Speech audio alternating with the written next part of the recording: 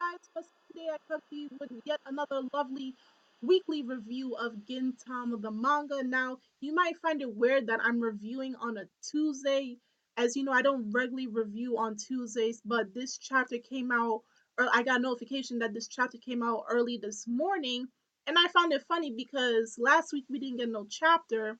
And I was thinking probably, the scanlayers probably never thought of it, or they did, but it came out today, and tomorrow is the start of the arc that's been well talked about for probably about a month or so now. So the well awaited arc is finally starting tomorrow. So that's why we got the chapter today instead of last week.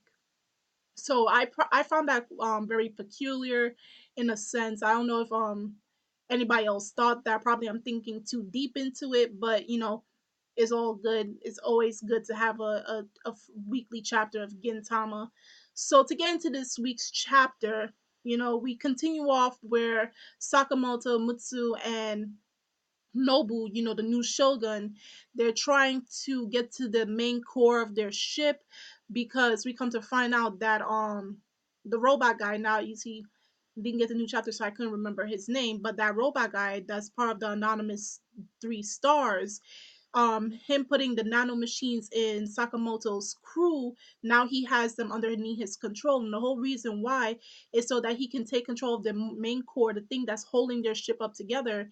And he's using Sakamoto's crew as basically bait and like a distraction so that he can gain access to the main control of his entire ship.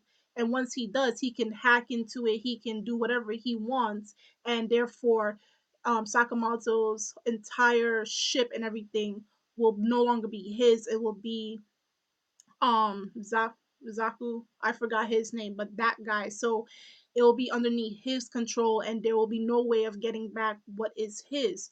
So while they're trying to run away from his comrades without trying to put bodily damage on them, there was very funny moments where they even had like Doraemon's references, like his hand was the shape of Doraemon's head, and then you know how Doraemon always pulls out gadgets or stuff from his pouch, and he even came to like eating mochi or anything. And Nobu is like, either he's a very smart or a very foolish man, but at the end of the day, Sakamoto is a very foolish man, but at the same time he is equally clever.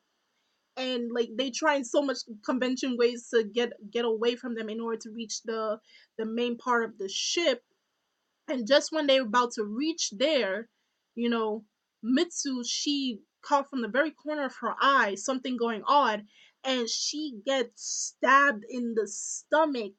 When we thought it was Nobu, it was actually in fact the robot guy. He put on the mask, the whole mask, bodily mask, that he was Nobu. So now we don't know if Nobu is dead or what happened, or he's been caught or anything, but Mitsu is in a terrible condition, and we don't know what's going to happen to Sakamoto.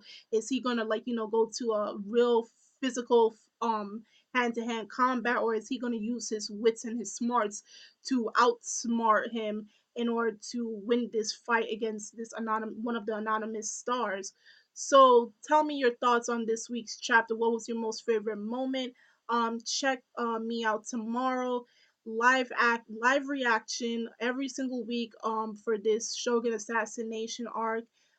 It'll be, if you checked on our Twitter and our Tumblr, on the Twitter and Tumblr, you'll see that the time that I'm going to start is 6:15 p.m. I'm going to do it on Google Plus Hangouts broadcast, so that that goes live. So stay tuned in for that when I come. That's what the time I'm going to be doing it, 6:15. Also, in the description box right underneath the link for to check out our Facebook, I decided to make the PO box so you can send in letters or anything that you would like. Please, nothing terrifying or horror. I'm faint at heart and all that, but I would love to read your letters, and love to respond back to them to you guys. So yeah, I'm Kimmy Chan of Anime Legends Podcast, and I will see you guys later.